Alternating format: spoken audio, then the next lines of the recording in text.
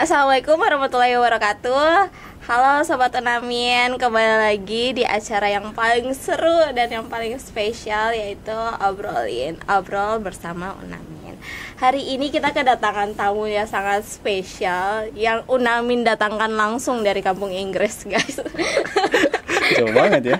Dari kampung Inggris nih, jauh-jauh langsung didatangkan di sini, diobrolin kali ini ya, di episode yang ke-21. Nah, hari ini saya sudah bersama dengan Bro. Saya panggilnya Bro karena beliau ini adalah tutor saya waktu di kampung Inggris. Aduh, gak usah bilang-bilang lah, nanti kita gak apa-apa. Iya, oke. Jadi berarti saya panggilnya sis juga ya? Boleh. Oke. Jadi kita masih mengenang lah sedikit. Jadi Bro, saya panggilnya Bro. Okay. Bro Kim, namanya Mustaqim ya Bro. Betul. Mungkin Bro bisa perkenalkan singkat dulu buat penonton. Oke, halo sobat-sobat Unamin semua. Perkenalkan, nama saya Mustaqim. Biasa dipanggil Bro Kim atau Kakak Kim. Satu. Jadi Bro Kim ini waktu itu kita sempat ketemu di kampung Inggris ya Bro. Betul sekali. Dan Bro Kim ini salah satu anak muda di Papua, khususnya di Sorong, yang banyak memotivasikan teman-teman Papua gitu. Banyak mengajak, merangkul teman-teman yang di Sorong supaya jadi anak muda yang berintelektual sama punya motivasi antusias belajar yang tinggi, ya kan Bro? Tuh, aduh, saya nggak enak bilang iya, udah takut sombong ya. Tapi saya termotivasi juga sama Bro gitu. Ya, kita saling memotivasi. Ya, mungkin Bro bisa ceritakan dari masa kecil Bro di Papua, terus di Kota Sorong, sampai memutuskan untuk merantau nih ke kampung Inggris. Oke. Ini nggak bahasa Inggris ya, jangan bahasa Inggris ya. Jangan. Little lah. Oke, terima kasih sis. Ini gimana? Saya merasa nggak enak kalau dibilang kayak wah, ini anak muda, Karena menurut saya banyak sekali anak-anak yang saya kenal yang punya inovasi yang sangat luar biasa. Oke, kalau ngomongin masa kecil saya tidak spesial ya. Tidak ya, biasa-biasa saja. Saya lahir di Pulau Kasim. Itu salah satu pulau yang ada di Kabupaten Sorong. Jadi lahir, habis itu pindah ke Kota Sorong, akhirnya SD, SMP, SMA, bahkan kuliah itu di Sorong. Seperti itu. Kemudian kenapa mutusin untuk ke kampung Inggris karena SD, SMP, SMA saya tuh tidak suka belajar gitu. Kalau lihat raport saya tuh selalu peringkat 30, 29 dari 30 siswa. Dari 30. Betul ini, saya berani dari belakang. Iya, peringkat 1, 2 dari belakang. Kalau teman-teman SMA saya lihat pasti dia bilang iya betul gitu. Gitu. Yang kedua adalah tidak punya percaya diri yang cukup. Jadi ketika saya ngomong depan umum saja, pernah disuruh ceramah dulu. Saya dulu di Man Model kan disuruh ceramah. Saya tuh bilang kalau saya ditunjuk ceramah saya akan bolos. Ya Allah, kenapa begitu? Gitu. Karena tidak percaya diri. Kalau ada cewek depan saya lebih baik pilih jalan lain. Kenapa? Saking tidak confidentnya saya, tidak percaya diri. Akhirnya ketika kuliah, saya bilang saya harus berubah gitu kan. Saya harus menjadi, dulu panggilan saya Mus. Jadi saya ubah ketika kuliah jadi Kim. Jadi saya pengen jadi orang yang berbeda. Gitu. Jadi panggilan saya Kim atau Kakak Kim. Memutuskan untuk belajar hal baru. Saya belajar public speaking, belajar komunikasi, belajar leadership. Bahkan ketika kampus saya pernah jadi ketua BEM, penyiar radio, isi materi leadership. Bahkan pernah jadi ketua BEM di kampus gitu. Dari saya, bayangin seorang Kim yang peringkat 30 dulu dan tidak percaya diri, akhirnya sampai di fase itu. Tapi ketika itu saya pengen satu skill yang saya pengen pelajari, yaitu bahasa Inggris. Saya ikut kursusan di Kota Sorong tuh saya tidak bisa bahasa Inggris. Berapa kali saya ikut itu nggak bisa. Bahkan saya ikut komunitas debat bahasa Inggris, yang mana anak-anak bahasa Inggris debat pakai bahasa Inggris, saya pakai bahasa Indonesia. Bagaimana ceritanya itu? Iya, saking saya pengen belajar bahasa Inggris, tapi saya nggak bisa gitu, mas, nggak bisa. Akhirnya ada kata-kata yang saya dapat dari buku, kalau mimpi kamu, mimpi pulau kamu di depan, kemudian kapal kamu sudah mulai bersandar, tapi ada terumbu karang yang menghalangi. Loncat dari kapal itu, kemudian berenang ke pulau itu. Akhirnya di situ saya memutuskan resign dari kantor, saya naik kapal ke Pare, naik kapal kemudian ke Jawa, ke Surabaya. Habis itu saya start dari situ. Saya nggak tahu Pare itu seperti apa. Akhirnya saya ke kampung Inggris, belajar 4 bulan dengan kondisi ekonomi yang tidak stabil ya. Akhirnya saya sempat stres di situ karena tidak ada tiket pulang. Ya Allah. Ke Papua tidak ada tiket Gitu ya? pulang. Terus kos-kosan juga tidak ada uang juga, bisa gimana nih? Sempat nangis, ya Allah.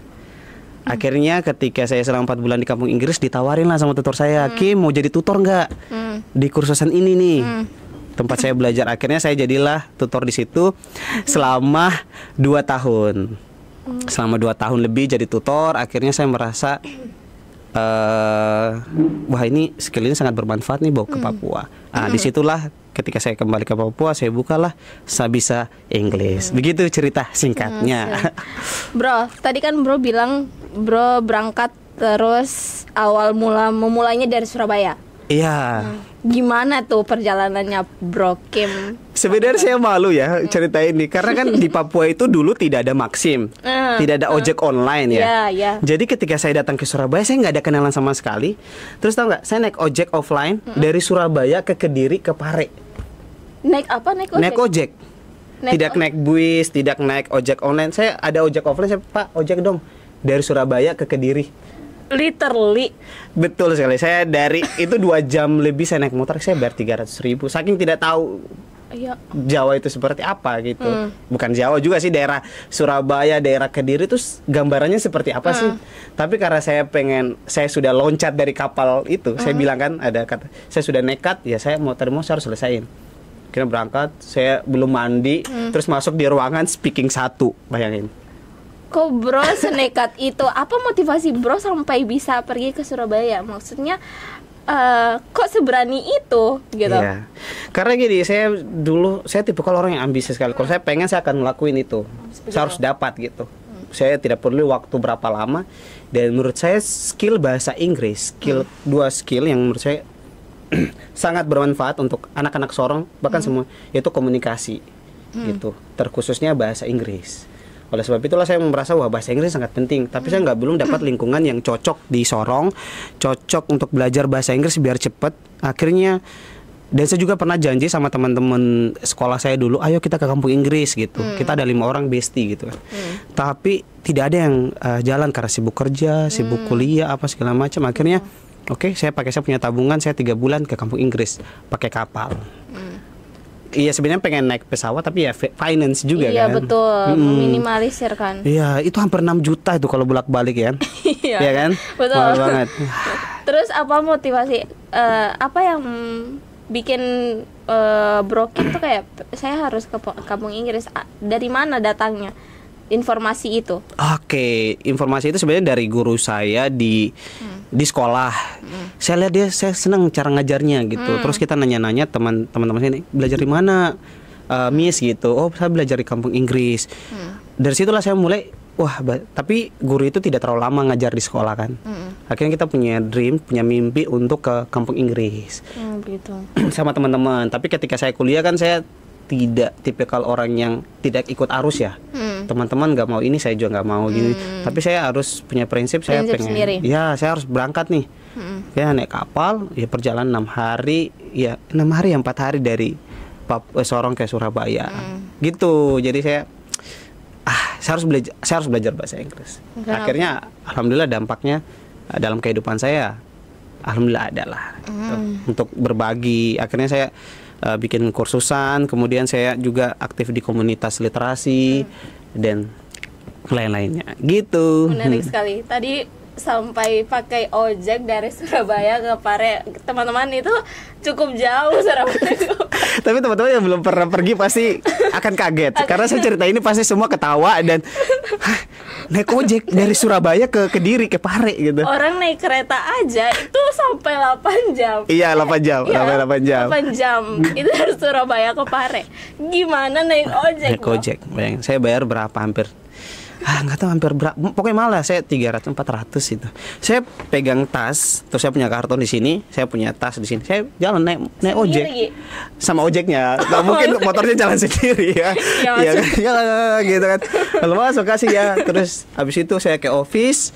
Saya mau masuk kelas. Oh, sudah mulai kelasnya. Silakan saja ke kelas. Saya belum mandi, belum apa, taruh barang di depan office, saya masuk kelas. Di office-nya sih itu. Masih office terus diarahkan ke kelas. Oke, saya masuk kelas. Saya belum ke asrama. Belum ke asrama, belum taruh barang. Belum.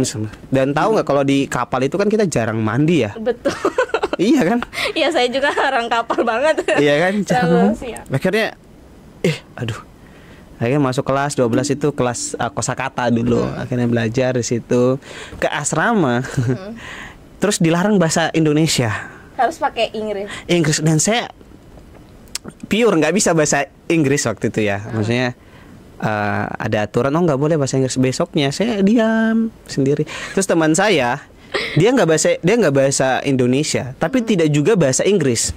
Dia bahasa Jawa. Ya Allah. Karena punishment-nya itu bahasa Indonesia, bukan bahasa daerah. Baru saya sendiri dari Papua kan.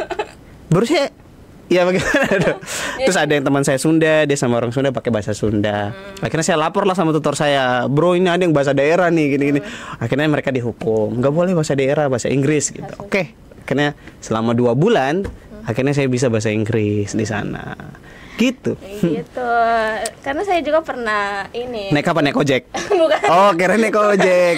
Pernah khusus di tempatnya bro, gitu di Mr. Bob.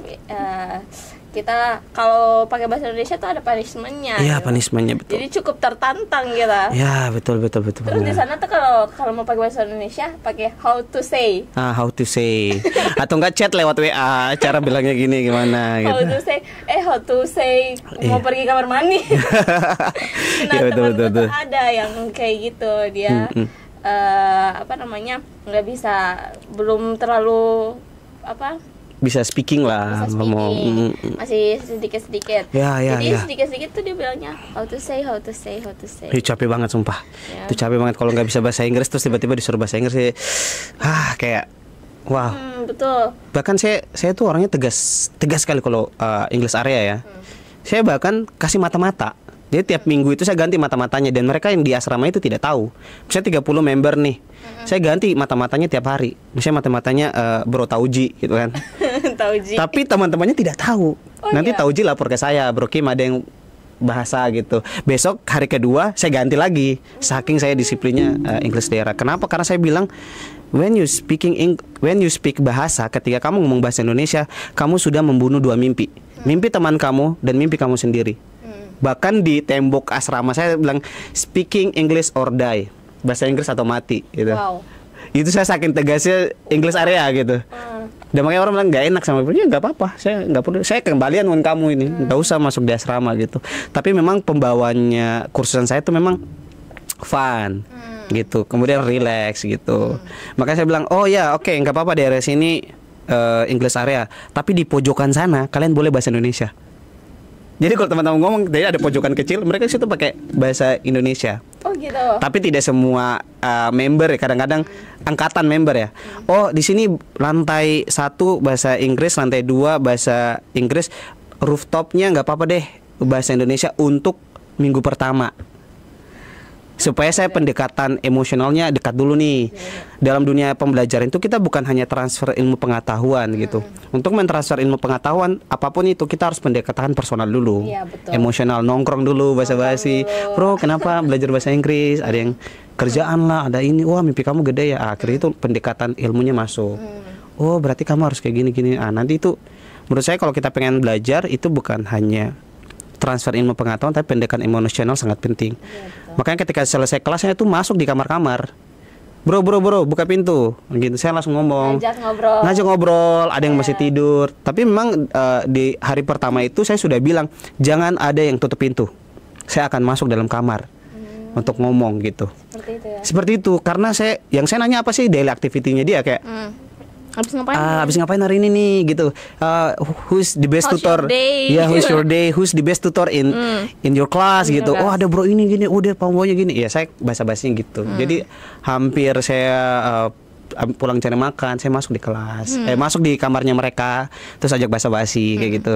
Habis itu ya morning club gitu. Jangan begadang ya gini jam 10 gini-gini. Kita akan English club. Habis pagi jam 5 ya saya bangunin juga gitu. Sumpah jadi kangen banget. Ya enak banget. Itulah kenapa saya bisa English. Pengen nyiptain bukan ngajar kursus saja, tapi pengen menciptakan habit dan juga lingkungan. Iya, keren banget ya. Itu tujuan. Itu dibutuhkan sih sebenarnya. Itu dibutuhkan. Pintar bahasa Inggris itu adalah suatu yang dituju. Betul. Tapi suatu lingkungannya susah banget untuk dibangun. Betul. Ya kan? Gimana cara untuk kita membiasakan habitnya dibangun itu sangat susah. Jadi gimana supaya kita cari lingkungan yang sama-sama support. Betul. Bro pernah gak kayak gini kayak bahasa Inggris terus dibilang apa sih so Inggris? Ya aduh itu banyak banget ya. Gitu. Tapi gini, pas balik dari kampung Inggris terus ngomong bahasa Inggris di Sorong bagaimana? Ada nggak ya kayak gitu? Ada ya? Ada. Iya, ada ya. Kayak jadi mikir kayak gini. Aduh gimana ya? Apakah saya akan bisa tetap bisa memegang ini supaya tidak hilang gitu? Atau saya akan terbawa arus? Iya. Akan melupakan itu? Pernah coba praktek gitu? Pernah? Praktek waktu awal-awal sih. Awal-awal saya itu masih konsistennya. Karena masih ada teman-teman. Terus sempat kan ada disaranin untuk aplikasi gitu, untuk kita berbicara sama orang-orang fluence gitu. Iya. Jadi banyak yang diingat gitu di awal-awal, tapi semakin lama malah semakin justru ini yang nggak baiknya ya, karena kita melupakan apa yang sudah ada di dalam diri kita. Jadi karena mungkin kita tidak ada lingkungan yang mensupport, betul. Terus juga tidak ada yang ini menguatkan gitu. Betul. Kalau dari Bro sendiri gimana? Aduh gila sih, kayak kita ngomong bahasa Inggris kayak so English apa, ya kemudian kayak apa ya, pokoknya kan bahasa itu kan sulit dipelajari tapi mudah dibiasakan. Saya selalu kasih mindset gitu, sulit dipelajari tapi mudah dibiasakan. Tapi kalau kebiasaan kita itu tidak mendukung sama lingkungan tersebut, ya bagaimana coba? Berarti tidak ada lingkungan. Makanya yang kita rasa ketika kita ke kampung Inggris itu lingkungan sangat support sekali. Jadi level kamu bahasa Inggris pemula maupun sudah sampai level IELTS itu di mata masyarakat Pare itu sama. Iya, itu nggak ada bedanya. Nggak ada bedanya. Mau orang tukang somai aja pakai bahasa Inggris. Iya, mau kau bilang no problem itu no what itu orang nggak peduli. Nggak peduli grammar kamu. Oh grammar kamu salah enggak gitu. Walaupun saya level IELTS sudah lihat kayak oke, biasa. Yang penting percakapan. Yang penting saya bilang ini kamu tahu ya udah. Yang mengerti ya udah. Kayak gitu.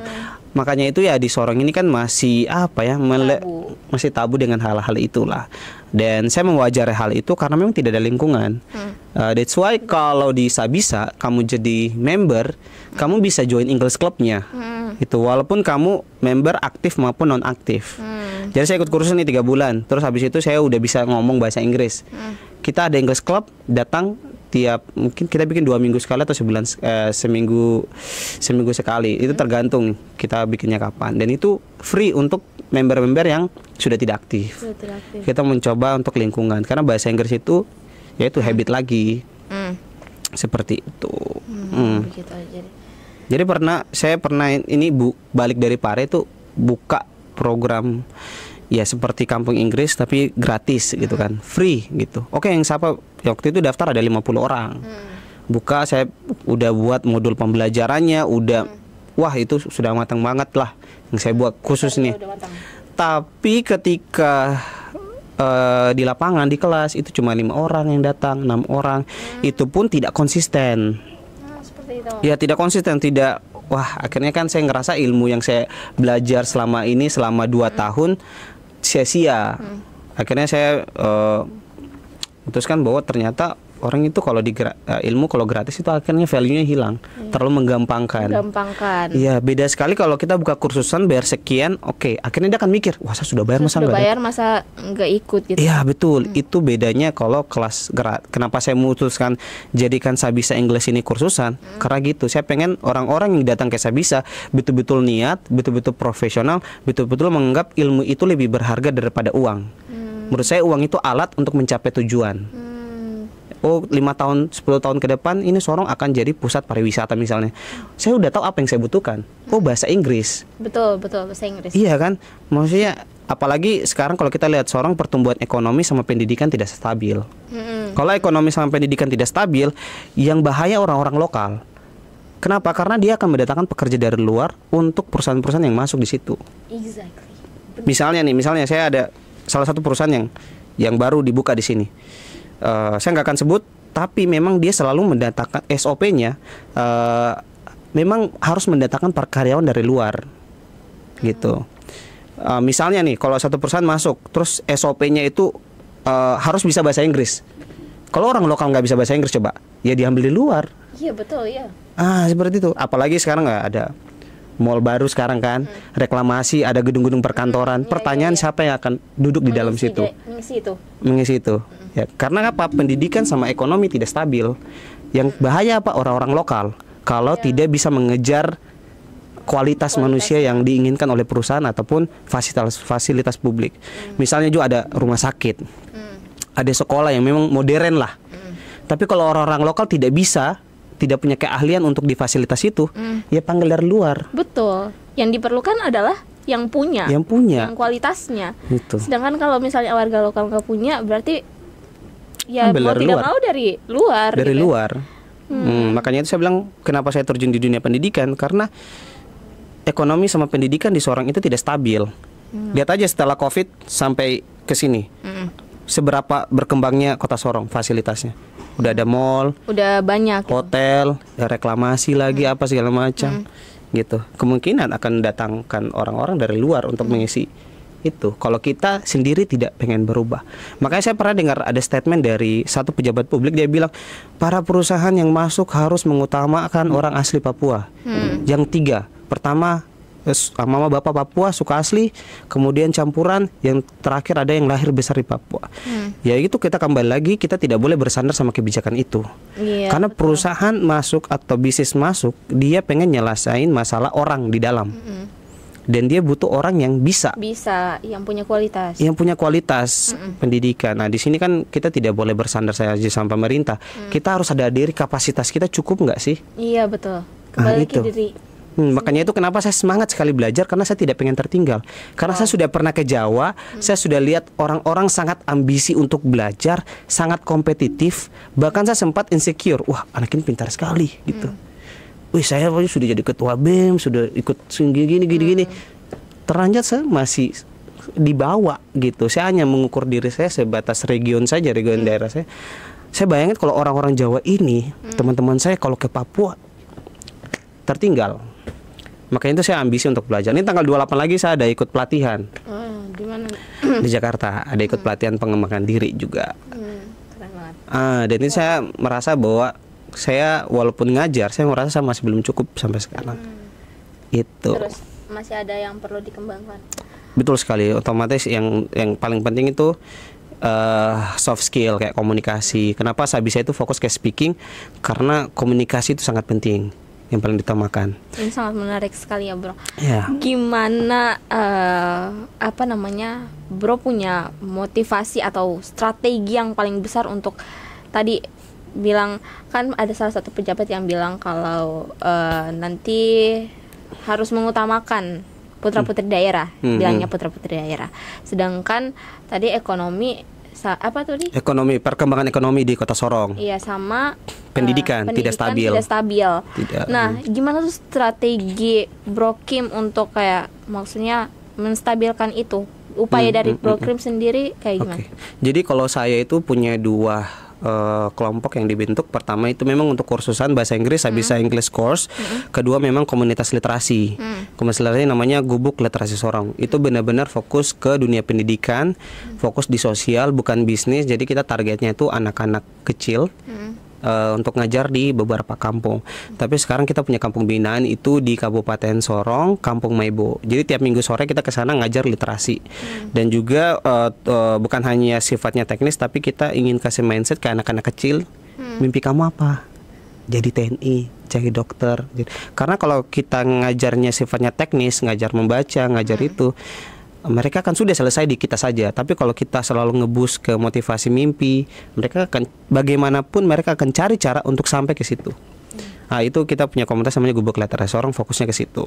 Kalau yang profesional untuk anak-anak pekerja, mahasiswa yang pengen ningkatin kapasitas bahasa Inggris secara profesional, ya saya bisa English course. Saya punya dua aktivitas itu yang di dunia pendidikan untuk menstabilkan pendidikan dan ekonomi di Papua, seperti itu. Jadi motivasinya sangat besar ya. Ya betul sekali, karena saya ngerasa ya itu saya anak daerah gitu. Iya betul. Saya tidak mau tertinggal gitu. Karena gini, kalau kota nggak tahu ya, saya bukan peneliti di bidang ekonomi ataupun apa. Kalau kita lihat kota semakin besar, tingkat kemiskinan meningkat dan kekerasan juga meningkat. Pertanyaan, siapa yang miskin? Siapa yang melakukan kekerasan? Orang yang punya level pendidikan yang rendah. Gitu. Iya, betul. Dan gini loh, dan orang-orang dan kalau sekolah itu semakin alih dalam mentransfer ilmu pengetahuan, sekolah itu akan makin mahal. Iya. Betul tidak? Betul. Iya, makanya itu saya kerja di dua bidang, di pendidikan sosial, ada juga di profesional. Bagaimana ketika perusahaan saya meningkat, ada beberapa persen pemasukan untuk memang kontribusi sosial saya. Jadi perusahaan saya itu bukan hanya fokus bisnis, tapi memang ada dampaknya di masyarakat. Seperti itu, menciptakan lingkungan. Walaupun kamu sudah selesai kursus di saya, kamu bisa datang kok gitu di English Club-nya. Gitu, untuk menciptakan lingkungan itu. Karena kalau kita lihat sejarahnya kampung Inggris, itu kan dari kursusan juga. Iya betul. Akhirnya dari kursusan kecil, ada yang buka kursusan, ada yang buka. Akhirnya apa dampak ekonomi dari masyarakat? Ada yang buka kos-kosan, ada yang bikin warung, ada yang sewa sepeda.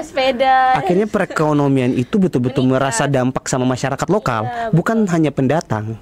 Betul tidak? Iya betul. Itulah kenapa mendatangkan pendatang dan menguntungkan warga lokal. Warga lokal, betul sekali. Jangan sampai Sorong ini ya, yang bukan hanya saya tidak mengatakan pendatang itu buruk atau apa, tapi memang kita daerah 3T, tertinggal, terdalam, terluar. Level pendidikan kita, level tingkat pendidikan manusia kita itu sangat berbeda daerah Indonesia Barat. Karena memang kita daerah 3T, tertinggal, terdalam, terluar. Kalau kita membandingkan pembelajaran SD, SMP, SMA di Jawa itu sangat-sangat jauh sekali. Dan itu saya kenapa ngedorong anak-anak lokal, anak-anak asli Papua, ayo dong belajar gitu.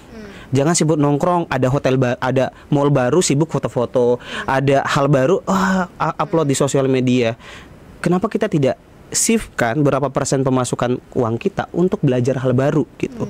Terkhususnya belajar bahasa Inggris. Gitu. Mau belajar digital marketing silakan. Mau belajar berbayar gitu. Tapi kalau beli baju baru bisa. Nongkrong tiap hari bisa kan? Reminder juga buat saya. Iya. Oh ya, mohon maaf ya saya. Tapi saya juga karena sering nongkrong, tapi saya lihat-lihat dulu lah. Oh ini kalau uang saya cukup nggak? Jadi gaya hidup kan nggak akan sebanding dengan finance-nya kita gitu. Menurut saya aset yang paling terbesar itu bukan barang tapi otak, kepala gitu. Makanya setiap hari kalau kita prediksi aja 5 tahun ke depan masyarakat akan butuh apa?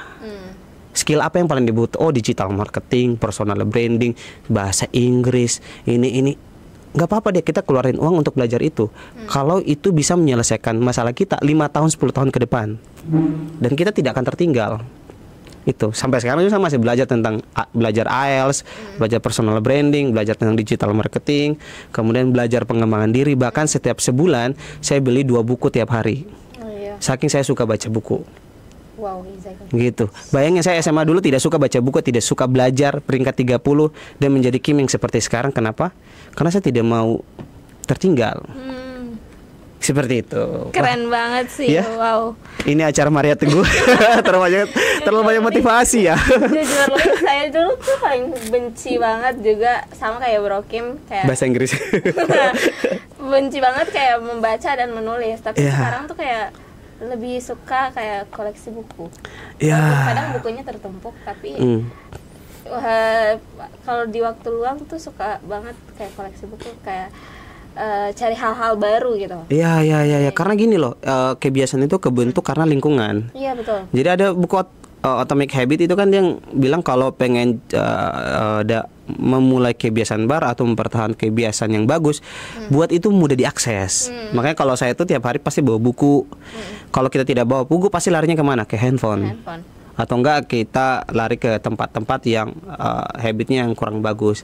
Jadi kalau ingin bentuk kebiasaan, ya buat itu mudah diakses. Begitupun Sabi saya itu mencoba untuk buat lingkungan untuk kita belajar, akses belajar lebih mudah. Lebih mudah. Gitu. Karena saya tahu rasanya gimana pengen belajar bahasa Inggris tapi harus ke Pare Kampung Inggris itu.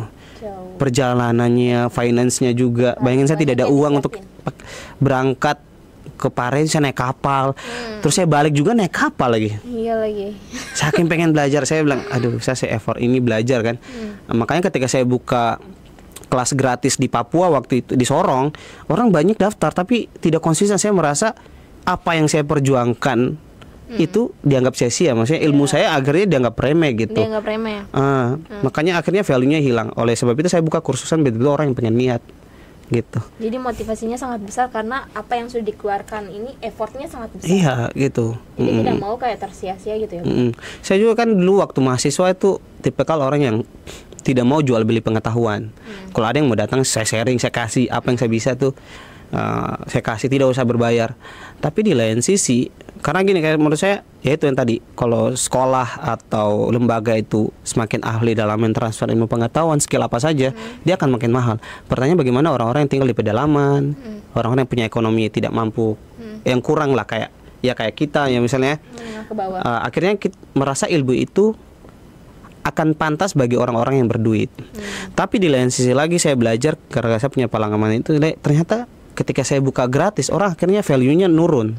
Orang nggak, gratis juga kok, saya mau datang kah tidak kah, terserah saya. Terserah saya. Kalau Iya. gratis, kapan saya bisa masuk. Iya, dan itu sebenarnya bukan terjadi hanya di Sorong.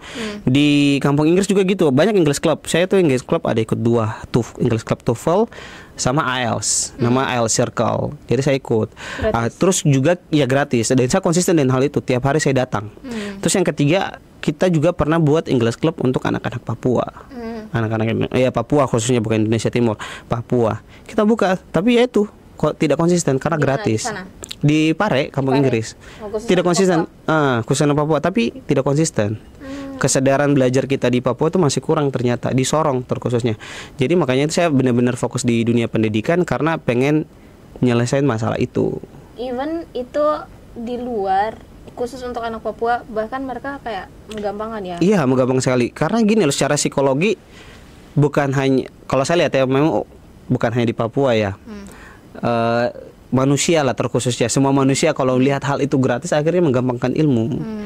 Gitu akhirnya ya gratis kok gitu. Akhirnya beda sekali kalau kursusan kan akhirnya terorganizer. Gitu, hari pertama level kamu sih bagaimana sih, pertemuan kedua bagaimana sih, kemudian akhirnya tutor juga bisa mengevaluasi. Misalnya kalau saya buat gratis, oke, sebulan pertemuan pertama gini, pertemuan kedua gini, hari ketiga, keempat, kelima tidak masuk, hari terakhir masuk. Tutor kan merasa tidak dihargai ya, maksudnya ilmunya kan akhirnya dianggap gitu ya, sakit kan. Pas ujian aja masuk gitu. Tapi kan secara psikologi kalau kita berbayar, setidaknya orang yang finance-nya rendah, mohon maaf ya, akan merasa, ih gila, saya sudah bayar, saya sudah pakai gaji saya 20% untuk kursus, masa nggak datang. Iya, betul. Secara psikologi saya pun juga merasa begitu. Ketika saya merasa uang saya udah keluar banyak untuk kursus, dan ketika saya tidak hadir, saya akan merasa rugi. Iya, betul. Wah, sudah saya punya gaji nih 50% untuk kursus, saya nggak hadir. Gitu. Oke, seperti itu. Ya, jadi lumayan sangat amazed banget sama ceritanya karena dari perjuangan berangkatnya, motivasinya pergi untuk belajar terus kembali lagi dari perantauan. Itu bro selama di Kampung Inggris berapa lama tuh? 2 tahun ya, 2 tahun lebih kayaknya tuh. Itu tahun berapa ya? 2021 ya, 2020 sekitaran, saya udah lupa karena lama banget, 2 tahun lebih itu. Karena saya lebaran di sana, lebaran haji, tidak pulang-pulang. Tidak pulang-pulang. Ya, tidak. Sempat pulang tapi itu ada event yang tiketnya dibayarin, memang tiket pesawat dibayarin. Saya pulang tapi hanya 5 hari di Sorong terus balik lagi. Nah, tapi karena itu dibayarin, karena ada event namanya Festival Pemuda di Surabaya. Tapi saya minta tiketnya dari di switch gitu, bukan saya dari Sorong ke sini, tapi saya bilang saya dari Surabaya ke Sorong terus balik lagi. Saya minta switch tiketnya karena saya kegiatan memang di Surabaya. Gitu, dekat Kediri, gitu, di kegiatan Festival Pemuda. Seperti itu. Jadi saya 2 tahun lebih gitu. Rencana ke sana, ayo ke sana lagi. Ayo teman-teman, mungkin. Ayo teman-teman yang ke sana, silakan hubungi sister. Boleh juga di Bro Kim langsung aja karena seru ya. Iya, seru banget. Seru banget. Pengetahuannya, pengalamannya tuh seru banget, teman-teman. Kalau kalian rasakan langsung tuh akan apa ya? walaupun sedikit tapi itu akan terkenang terus. Ya betul di kampung Inggris tuh gila keren banget, dan value itu yang saya pengen bawa ke Sorong. Dan alhamdulillah ya sudah berjalan beberapa bulan ini. Akhirnya saya bilang member-member saya yang ambil kursus Indonesia, saya bilang kalau ketemu saya bahasa Inggris ya gitu. Walaupun dia bukan member aktif ya, walaupun dia member yang tidak aktif. Kayak ketemu, how's it going bro, ya what's up gitu. Oh I have been blah blah blah, kayak oke, gitu. Jadi itu kayak terpakai gitu. Jadi ketemu saya, begitupun antara member, saya bilang ingatin saling bahasa Inggris aja gitu. Gitu. Walaupun ada yang ngebully ya nggak apa-apa gitu. Karena memang mungkin kita nggak bisa kendaliin pikiran orang ya. Kita hanya bisa mengontrol diri kita sendiri ya. Memang dalam proses belajar itu ya kita nggak akan baik-baik saja gitu. Kita tidak punya banyak tangan untuk menutup mulut orang. Asik. Tapi kita punya 2 tangan untuk menutup telinga kita. Tapi saya punya 2 kaki untuk tendang orang.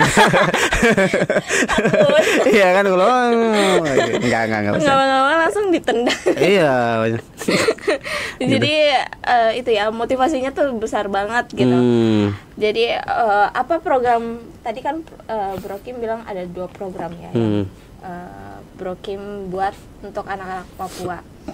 Terus Kota Sorong, gimana Bro Kim punya motivasi besar untuk membangun habit-habit yang mungkin Bro Kim dapat di luar dan membangun itu di sini. Bukan mengubah, tapi membangun habit yang positif dan baik ya. Nah itu gimana? Mungkin ada tantangan dari apa yang sudah Bro Kim lakukan mungkin. Apa tantangannya? Tantangannya banyak sih sebenarnya ya, dari lingkungan yang tidak mendukung. Beda sekali kalau kita belajar di Jawa sama di Indonesia Timur ya. Orang-orang menganggap ilmu itu kayak udah kita bisa dapat di internet kok gitu. Tapi hati-hati loh, yang sifatnya gratis itu belum tentu bisa membangun kita gitu. Karena dalam kalau kita ambil kursusan itu lebih terorganizer. Kalau tantangannya itu kadang-kadang kalau saya bilang, oh kursusnya pelatihannya ini contoh ya, saya mau ke Jawa lagi belajar tentang pengembangan diri. Tapi memang mahal banget, saya nggak akan sebut mahal banget. Terus orang-orang bilang, gila ini uang nih bisa beli HP nih, bisa beli motor nih gitu. Karena kan tiket pesawat ke Jakarta malah 6 juta lebih ya, belum lagi pendaftaran ini. Ngapain lu kau keluar jauh-jauh belajar kayak gitu kan? Wah itu tantangannya sangat-sangat luar biasa. Apalagi jujur di keluarga saya bukan latar belakang pendidikan, ibu saya cuma lulusan SD. Kalau saya pulang-pulang selalu bawa buku itu selalu dapat marah. Karena kan ya lebih baik beli makanan gitu. Ya mindsetnya orang dulu lah, dan semua wajar itu.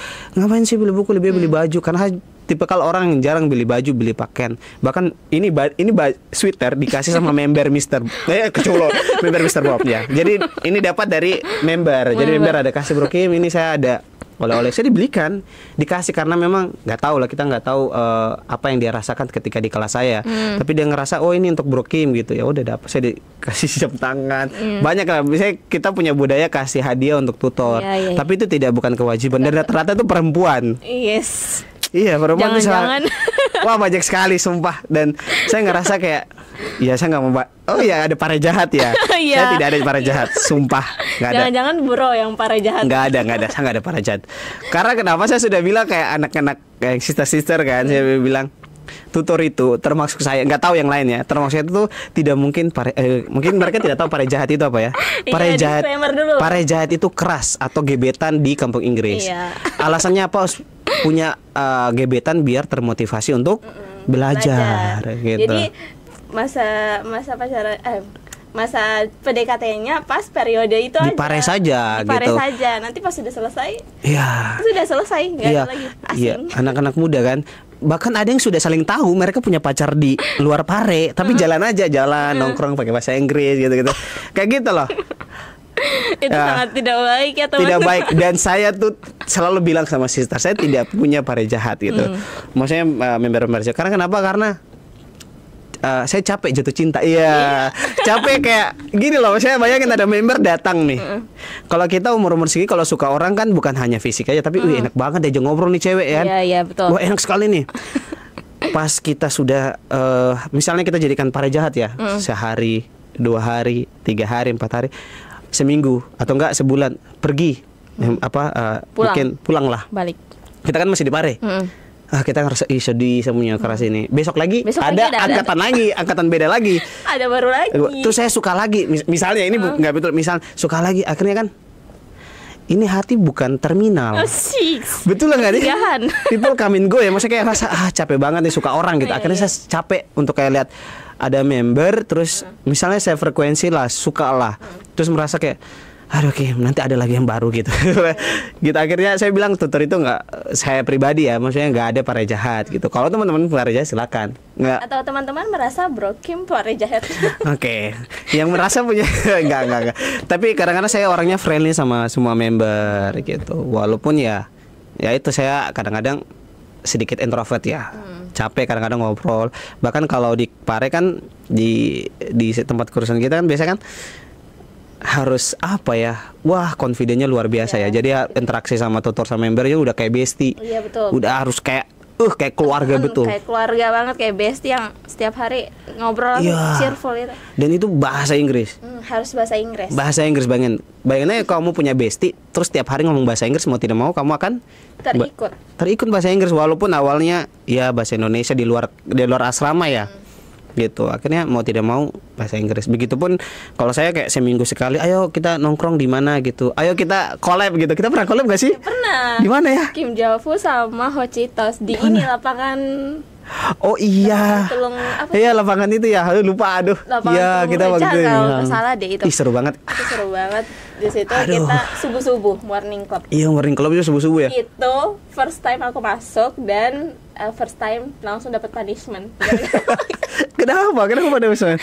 Gara-gara pakai speak bahasa Indonesia di camp. Jadi se-strict itu. Iya, se-komitmen itu untuk kampung Inggris. Jadi kayak kalau kita pakai bahasa Indonesia kedengaran tutor aja langsung kayak udah dihitung 1 poin. Jadi kalau itu kayak poin-poin gak sih? Iya, ada poin 1, poin 2, poin 3, poin 5 dikeluarin dari asrama. Ya, poin 3 itu bicara di in front of member. Iya, member. Kalau poin 1, poin 2 itu dia antar camp. Jadi kita camp cowok nanti kayak asrama cewek untuk speak up 2-3 menit gitu. Tapi kalau 3-4 poin mati banyak. Jadi satu angkatan. Bukan satu angkatan, semua. Oh, semua. Jadi pas selesai confidence show itu semuanya kan pada ngumpul kan. Iya, jadi bayangin semua bukan semua kursusan itu ada punya member itu hampir 700 bahkan sampai 1000. Semua keluar untuk nonton kita dibedakin terus dikalungin pakai ini. Ya, I'm speak bahasa. Iya, break the rule lah, ngelanggar aturan. Dibedakin terus ngomong 5 menit, bayangin. Malunya minta ampun. Semalu apa saya sudah pernah, ini bukan sesuatu yang dibanggakan tapi ini pengalaman aja. Iya. Oh pernah berarti ya dibedakin terus ngomong 5 menit pakai bahasa Inggris depan banyak orang ya. Iya pernah, kalau nggak salah waktu itu ada Bro Kim di Oh iya ya. Iya Bro Kim. Bro Kim mungkin karena membernya banyak banget ya, sumpah banyak banget. Jadi nggak ingat gitu. Iya. Nah waktu itu pas ngomong di in front of camp cowok itu sumpah semalu itu, baru 2 orang cewek. Ya ampun, malu banget. Nah.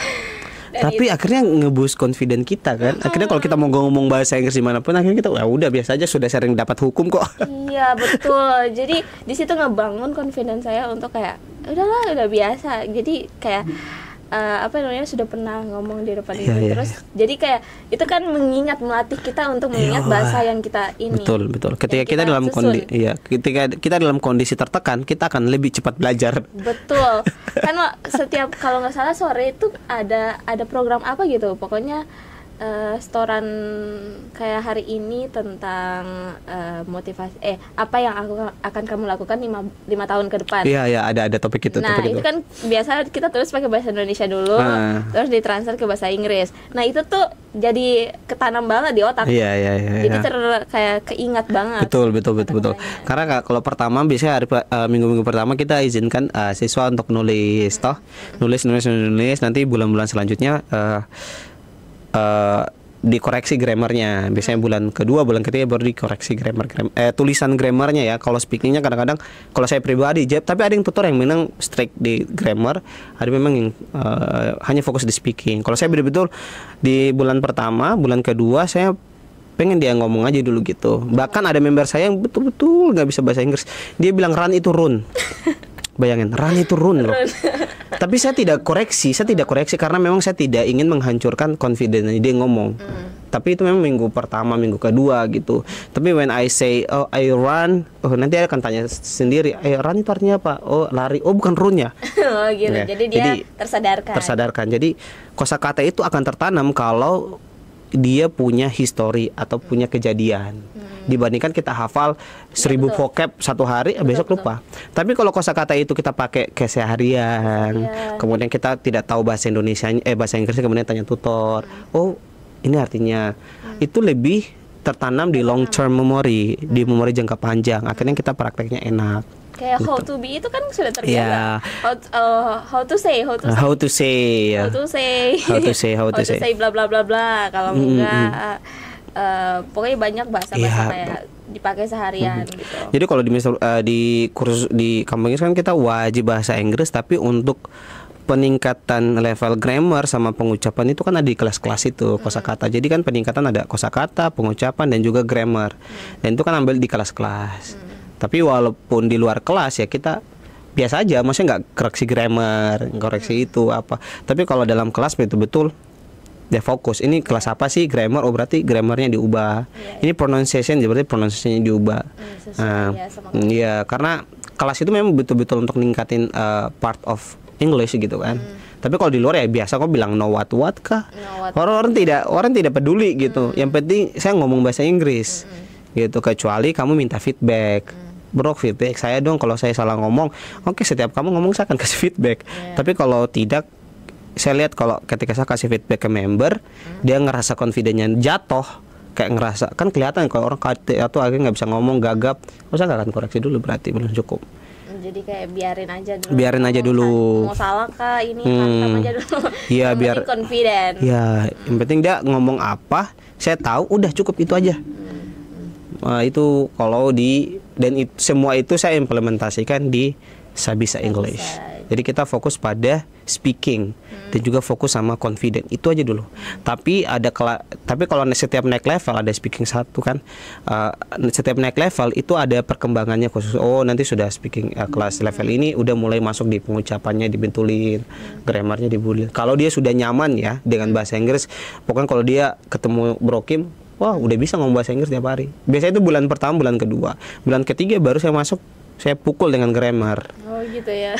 Oh nggak boleh pakai are, nggak boleh pakai is gitu. Oh harus pakai is ini grammarnya baru saya bertulis. Tapi tergantung lihat psikologi membernya juga. Gitu. Banyak idioms-nya gitu. Iya, ya betul. Pakai aris. Iya, idioms gitu. Tapi kalau di luar kelas nggak ganti, nggak koreksi biasanya. Kalau dalam kelas doang. Dalam kelas doang. Pengoreksian level bahasa Inggrisnya gitu. Jadi dia leluasa. Iya, kalau di luar yang ngomong biasa aja ya, saya nggak akan ngubah grammar kecuali tanya ya. Tapi pas di kelas ada yang salah ya saya ubah karena memang tujuan kelas itu kan untuk peningkatan gitu. Iya, betul. Gitu. Kalau boleh tahu, Bro dengan program Sabisa itu sudah berapa lama? Sebenarnya masih baru sih, bulan Januari. Tapi alhamdulillah kita udah punya 3 pengajar, juga dan masih dalam proses training, pelatihan. Dan mereka memang profesinya guru bahasa Inggris, profesinya bahasa Inggris lah. Dan ada satu juga yang dari kampung Inggris, tapi dia setahun dia di kampung Inggris, saya rekrut juga gitu. Tapi sekarang masih dalam masa training, pelatih bagaimana value yang kita kasih ke member ini, ada value kampung Inggris yang kita rasakan itu, lingkungannya nyaman, nggak ada yang tukang keriting lo sebahasa Inggris, ya gitu. Nggak ada yang ngapain sih bahasa Inggris? Gitu. Apaan sih so Inggris gitu? Karena yang kita kasih ke member adalah lingkungan dan habit bahasa Inggris, bukan hanya yang sifatnya teknis. Kalau menurut saya sifatnya teknis saya bisa belajar di internet gitu. Tapi kalau value kemudian rasa nyaman, makanya ketika saya bilang member, saya bilang ketika kau ngomong sama saya, anggap kau nggak bisa bahasa Indonesia gitu. Jadi ketemu Bro Kim saya harus bahasa Inggris nih gitu. Saya nggak bisa bahasa Indonesia nih, saya bisa bahasa Inggris. Jadi kita switch mindsetnya gitu. Saya nggak bisa bahasa Indonesia, saya bisanya bahasa Inggris. Jadi dia tertekan juga. Iya, tertekan juga. Sangat pressure ya. Tapi enak itu. Wah ini sebenarnya program yang saya pengen bikin yaitu English Camp, kayak nginap semalam.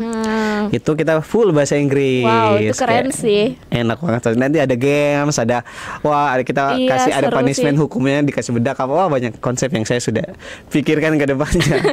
Seru Inggris banget, Camp. semoga terrealisasikan ya. Amin, amin, amin. Dan mungkin ini juga buat peluang ya buat teman-teman semua. Ini bagaimana kita cari apa ya motivasi supaya itu tadi kita menyamaratakan antara kebutuhan ekonomi sama Pendidikan. pendidikannya.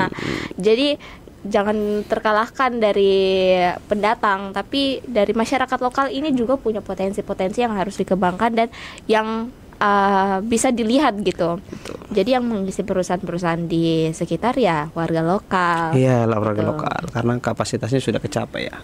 Begitu. Jadi mungkin teman-teman yang mungkin ingin belajar bahasa Inggris atau meningkatkan bahasa Inggrisnya mungkin bisa kontak ke Bro Kim ya. Iya, atau enggak teman-teman yang mau ke kampung Inggris, mau konsultasi tentang kampung Inggris ya bisa ke saya juga, bisa juga. Gitu. Karena jangan sampai itu yang kita sempat ngomong-ngomong sebelum mulai kan, ada yang korban marketing. Jadi tujuannya ini, dapatnya ini. Karena kan jangan sampai salah ambil kelas atau salah kursusan di sana. Karena kan banyak di Indonesia Timur gitu, anak-anak Indonesia Timur salah ambil kelas atau salah ambil kursusan. Gitu. Bro, nanti kalau misalnya mahasiswa UNAMIN nih yang mau ikut kayak mungkin ada kolaborasi sedikit-sedikit gitu antara mahasiswa UNAMIN yang mau join gitu. Boleh. Kami sangat terbuka sama semua karena ya visi misi kita itu masih menciptakan lingkungan ya, lingkungan bahasa Inggris, habit. Sangat terbuka sekali untuk teman-teman UNAMIN.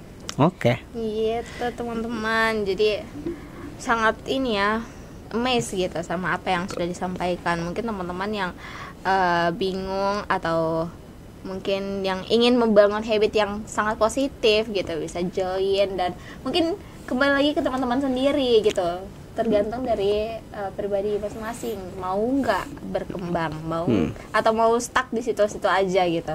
Iya. Iya. Terus Bro Kim sekarang kesibukannya apa aja Bro? Dua, yaitu di Sabisa English, kemudian di Gubuk Literatur yang tadi saya sudah spill sedikit tentang Gubuk Literatur, itu kesibukan saya. Dan sisanya palingan ya hobi, kayak hobi lari, hobi baca buku, yang lain-lainnya itu belajar hal baru, ya gitu. Karena menurut saya ya sukses itu beruntung menurut saya. Kita harus dan keberuntungan itu harus diciptakan. Seperti itu. Oke, inti dari podcast ini mah yaitu meningkatkan antusias belajar dan membagi itu kepada bagaimana kita menjadi manfaat kepada sesama. Betul banget, itu, betul. Menurut Bro Kim, apa yang harus ditingkatkan supaya masyarakat terkhusus ya teman-teman di Papua, di Sorong, kota Sorong ini punya antusias yang besar dalam hal meningkatkan belajarnya, juga berbagi manfaat itu kepada sesama. Oke, mungkin kalau yang sifatnya teknis banyak lah bisa cari internet. Tapi saya kasih mindset begini. Bedanya orang sukses dan tidak adalah karena beruntung. Mereka beruntung gitu. Dan menurut saya keberuntungan itu bisa diciptakan dengan cara apa? Dengan cara kita sudah siap dengan hal itu. Karena keberuntungan itu kita tidak bisa prediksi kapan dan di mana. Kapan itu keberuntungan itu. Kalau dalam Islam itu rezeki lah. Ya kan, keberuntungan itu kita nggak bisa prediksi di mana dan di kapan. Jadi bagaimana, apa yang harus kita siapkan yaitu kapasitas diri kita.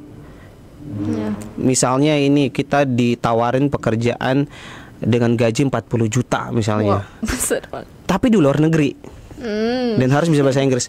Akhirnya kita nggak siap. Sebenarnya rezeki itu ataupun keberuntungan itu datang ketika kita sudah siap menerima itu, dan kita tidak bisa prediksi. Yang kita bisa lakukan adalah kita mempersiapkan diri dengan hal itu. Ketika Allah sudah memberikan rezeki kepada kita, kita udah siap dengan sisi skill maupun soft skill, sifatnya sikap dan lain-lain. Dan menurut saya untuk menciptakan keberuntungan untuk sukses adalah dengan dua cara, habdum minallah sama habdum minannas kalau dalam Islam ya. Tapi kalau kita bahas secara dalam, hubungan kita sama Tuhan sama hubungan kita sama manusia. Karena ketika kita sudah merencanakan sesuatu untuk menciptakan keberuntungan, kalau tidak tercapai akhirnya kita kecewa. Sehingga pendekatan kita sama Yang Maha Kuasa itu sangat penting. Yang kedua adalah hubungan kita sama manusia. Hubungan manusia ini jangan bersifatnya transaksional. Saya kasihnya apa, saya akan dapat apa. Gitu. Betul. Banyak yang mikir kayak gitu kan. Iya, saya ini biar bisnis saya akan lancar, kursus saya akan lancar gitu. Jangan. Jadi hubungan kita antara manusia itu betul-betul dari hati. memang kita manusia. Oh, saya aktif di volunteer literasi, saya kasih dampak di masyarakat gitu tanpa mengharapkan apapun yang transaksional. Sehingga ketika menurut saya kemudian keberuntungan itu akan datang kepada kita. Oh Kim ya, oh dia ngajar bahasa Inggris gini secara tidak langsung. Ya kalau dalam Islam kan silaturahmi ya, memperluas jejaring kita dengan membantu orang. Itu bagian juga dari bagaimana kita meningkatkan personal branding gitu. Betul. Tapi dengan cara yaitu sesama abdu minallah abdu minannas. Abdu minallah itu hubungan kita sama Tuhan, sama Allah, atau enggak abdu minannas hubungan kita antara manusia tanpa niat transaksional, tanpa niat kayak wah saya akan dapat untung ini nih gitu. Nah, menurut saya itu untuk menciptakan kesuksesan untuk kita. Jadi siapkan kapasitas diri kita dari skill, hard skill maupun soft skill. Itu saja sih kalau saya tips pemikiran yang saya pengen bisa kasih ke teman-teman. Kenapa Bro Kim sangat memegang itu? Kenapa nggak rasa rugi kalau misalnya tadi antara hablum minanas ya? Itu kan jadi istilahnya kayak saya baik ke orang lain, terserah orang lain mau baik ke saya atau tidak, itu terserah. Apa Bro Kim tidak merasa rugi gitu? Menurut pandangan Bro Kim gimana? Enggak sih, karena menurut saya tuh nggak ada yang rugi ya. Kalau selama kita orang-orang yang beragama tentunya kita nggak akan merasa rugi gitu dengan membantu orang. Bisa jadi rezeki saya dapat dari orang gitu kan. Orang lain lagi. Iya, orang lain, karena saya jujur saya tipikal orang yang karena selalu melogikakan sesuatu. Saya dapat apa sih kalau kayak gini dulu ya. Akhirnya saya dapatnya kena gara-gara saya di kampung Inggris itu kayak 4 bulan nggak ada duit, nggak ada apa. Terus tiba-tiba saya nangis, saya sih dia Allah saya tidak ada uang, saya bayar uang kos pakai apa gitu kan. Itu loh. Terus di satu keadaan itu saya dengar surat Ad-Duha.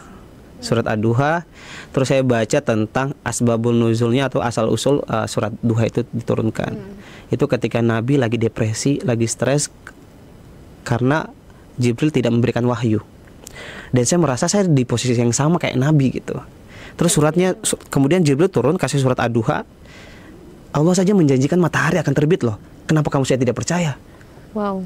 Akhirnya besoknya saya sholat duha, sholat malam. Akhirnya saya ditelepon sama tutor saya. Ki mau jadi tutor nggak di sini? Wow. Bayangin. Mungkin habdu minallah sama habdu minas. Kenapa tutor saya baik sama saya? Karena saya hubungan saya sama tutor saya tuh baik. Tanpa transaksional apa saya nggak dapat untung apa-apa kok gitu. Kenapa saya bisa dapat peluang gitu? Karena saya berkeluh kesah. Ya Allah saya capek gitu, saya capek belajar, saya pengen sekali belajar tapi saya tidak punya uang gitu. Bagaimana sih saya bisa pengen belajar di kampung Inggris tapi uang saya tidak ada, saya nggak bisa pulang juga gini. Akhirnya ya Allah jawab itu, Allah saja akan berjanji matahari akan terbit loh. Kamu saya nggak yakin. Itu kenapa merasa ketika saya berbuat sama orang lain ya saya akan rasa rugi. Bisa jadi rezeki saya datang dari tempat yang saya tidak duga-duga. Apalagi orang-orang yang kayak terlalu planner banget, saya harus A, B, C, D, E. Tapi kalau tidak terjadi kita kecewa. Tapi kalau kita niatkan semua karena nanti saya akan dapat yang kita butuhkan, bukan apa yang kita mau gitu. Nah seperti itu. Jadi terharu. Iya betul. Jadi kita jangan rasa rugi teman-teman menurut saya ya. Aduh, kita nggak tahu kalau kayak gini. Kenapa merasa pernah di posisi jatuh banget ya? Iya, saya sering ya. Iya. Dia rasa kayak wah keren banget gitu sampai bisa memikirkan hal-hal yang seperti itu karena tidak semua orang kan memikirnya malah menyalahkan. Jatuhnya kan menyalahkan play victim terus. Ya. Menyalahkan. Aduh saya dari Papua saya ketinggalan. Aduh saya ekonomi saya. Kita tidak bisa request kita lahir di mana. Mau lahir di Papua kah? Lahir di ekonomi keluarganya mau di Ayunda kah? Kita nggak bisa request tapi kita bisa membuat. Ada kata-kata gini, jikalau kamu bukan anak ulama dan pejabat atau raja, maka ciptakanlah itu. Sehingga kamu dikenal seorang ulama, pejabat, orang yang bisa bantu orang gitu. Kalau kita play victim ya kita nggak akan bisa berubah. Allah akan mengabulkan sesuai dengan perasaan hambanya gitu. Kalau kita play victim ya kita akan victim terus. Nice. Iya, itu menurut pemikiran saya gitu kan. Itu selalu yang itu yang selalu saya pengen kayak Allah sesuai prasangka hambanya. Ya itu. Mau semustahil itu pemikiran kamu pasti akan will be gitu. Ya itu relate itu. Dalam Islam secara sains juga sudah membuktikan hal itu. Ya, jadi jangan ini berprasangka yang buruk-buruk. Prasangka yang baik-baik aja walaupun itu mustahil. Ya, betul. Kayak saya pengen kuliah di luar negeri, Ya. walaupun itu mustahil. Iya. Yang penting jangan mustaqim ya. Jangan mustaqim. Kalau mustaqim mustaqim. Saya dong ya gitu. Itu mungkin akan dikabulkan, tapi tidak secara cepat karena mungkin meant to be-nya itu tidak secara cepat tapi tepat gitu. Betul sekali. Karena kalau dari sisi agama itu kan, kalau dari buku saya ada baca di Secret, judulnya itu apa yang kita pikirkan itu akan menjadi relate dalam kehidupan kita. Itu akan menarik orang-orang yang sesuai dengan pikiran kita. Kalau kita pikir positif, kita akan narik orang-orang positif. Kalau kita pengen goalsnya ke sini, kita akan narik orang-orang yang punya goals yang sama. Begitupun dalam kursus saya pengen buat lingkungan kayak gini nih. Saya percaya akan ada orang-orang datang ke saya. Misalnya contoh, saya nggak duga-duga kan diundang ke sini untuk ngomongin tentang Sabisa. Saya nggak expect loh. Saya malah kira lewat orang lain gitu. Kita nggak tahu. Makanya itu pikiran kita itu 5 tahun 10 tahun ke depan ya. Itu tentu kita bisa menarik orang-orang itu tergantung pikiran kita. Makanya hal yang pikiran itu sangat penting. Karena kenapa? Karena di sosial media itu wah luar biasa. Kita tidak bisa, banyak distraksi lah. Kita kadang secara tidak langsung, saya pribadi juga kadang-kadang membanding-bandingkan orang tanpa kita sadari ya. Makanya saya kadang-kadang tuh saya belajar untuk tidak terlalu sosial media. Saya bahkan kasih jadwal sosial media biasanya. Kalau saya pengen betul-betul puasa sosial media, saya hapus terus saya buka sosial media pakai Google. Iya, karena kembali lagi kayak buku yang saya kasih tahu Atomic Habit, kalau pengen ngeberhenti suatu kebiasaan, buat itu sulit diakses. Makanya saya hapus sosial media, saya hanya buka Instagram ataupun apapun, Facebook saya buka di laptop. Gitu. Kalau saya butuh saya buka WhatsApp ya harus ya lah, karena pekerjaan ya, apa semua gitu. Ini saya download Instagram karena memang saya adminnya Sabisa juga, admin komunitas saya, mau tidak mau saya harus upload Instagram. Makanya saya di sini baru Instagram, belum di TikTok. Gitu. Dan saya juga sudah mulai ngedit video tentang personal branding, dan saya bukan personal branding, maksudnya bahas tentang di dunia saya lah, kayak dunia pendidikan. Makanya di konten-konten saya itu kebanyakan tidak membahas yang hal sifatnya teknis. How to. Saya akan bahas tentang why. Kenapa kamu pengen belajar ini? Kenapa orang-orang harus belajar bahasa Inggris? Kenapa kita harus belajar? Kenapa? Kalau saya jelaskan how, bagaimana cara belajar bahasa Inggris, cari di internet. Kalau kita bahasnya why, saya akan bahas pemikiran why akan lebih dalam gitu. Itu kalau sekarang saya sudah mulai main di situ. Karena kan anak-anak muda kan aksesnya ke situ ya. Kalau kita suruh datang ke offline gitu dan ayo belajar, itu susah. Tapi ketika di sosial media, mereka lagi mungkin lihat orang-orang joget di sosial media, atau lihat orang punya pencapaian, tiba-tiba ada Kim ngomongin tentang mindset. Oke, dapat sesuatu hal yang baru. Gitu. Gitu teman-teman. Semoga mudah-mudahan berdampak lah kita semua. Ini kontennya juga luar biasa menurut saya. Wah, expect nggak pernah punya ekspektasi datang di acara-acara seperti ini? Wah, nggak expect. Ini keren banget. This is the first time actually. Saya dulu pernah ngisi acara di tempat kursusan kayak live TikTok sama Instagram, dan ruangannya nggak sebagus ini by the way. Ruang peredam juga tapi nggak sebagus ini, dan saya lihat wah, makanya saya nanya ini sudah berapa lama nih gitu. Dan ruangannya wah keren. Jadi Unamin luar biasa untuk digitalnya ya. Terima kasih banyak ya Bro Kim, sudah sangat banyak sharing, terus motivasi juga banyak yang tadi Bro Kim sampaikan, buat saya sangat memotivasi banget. Iya, saya juga. Saya kalau ngomong berlebihan karena refleksi diri lagi. Iya betul, itu ya jadi salah satu yang pengingat juga buat diri kita ya. Karena terlalu banyak ngomong itu sebenarnya nggak baik, cuma itulah jadi pengingat buat diri kita. Yang penting kita nggak bicarain orang kan. Iya betul. Jadi pengingat tapi nggak merugikan orang lain. Betul. Teman-teman, semoga apa yang tadi sudah Bro Kim sampaikan dan apa yang sudah kita bicarakan di podcast kali ini, mungkin teman-teman bisa termotivasi lagi untuk meningkatkan pendidikan di wilayah Sorong ini ya, terkhusus kota Sorong. Jadi banyak warga anak-anak lokal gitu, jadi punya peluang untuk kota Sorong sendiri gitu. gitu ya. Amin, amin. Amin ya rabbal alamin. Terima kasih banyak Bro Kim sekali lagi. Terima kasih, aku yang makasih banyak sudah ya. datang ke podcast. Seneng banget. Ngobrolin Unamin. Juga buat teman-teman jangan lupa untuk subscribe YouTube channel Unamin TV. Jangan lupa di like, comment, and share sebanyak-banyaknya. Mungkin dari member-membernya Bro Kim yang nonton ini juga bisa share gitu ya. Amin, ya. Wajib. Ini para jahat. No, I don't have. Saya nggak punya. Mungkin ada yang relate gitu ya. Bisa di komen terus di share ke mana-mana. Jangan lupa juga untuk follow akun sosial media Unamin. Ada Instagram, ada TikToknya, ada Thread juga, YouTube-nya ada di bawah sini. Nanti buat yang mau tanya-tanya lebih lanjutnya tentang motivasi-motivasi yang tadi sudah disampaikan dari Bro Kim, bisa langsung di chat aja ke Instagramnya. Pribadi Kim Mustaqim. Kalau kursusnya Sabisa English. Sabisa Inggris. Jadi harus diimprove lagi itu. Betul. Bahasa Inggrisnya. Betul banget.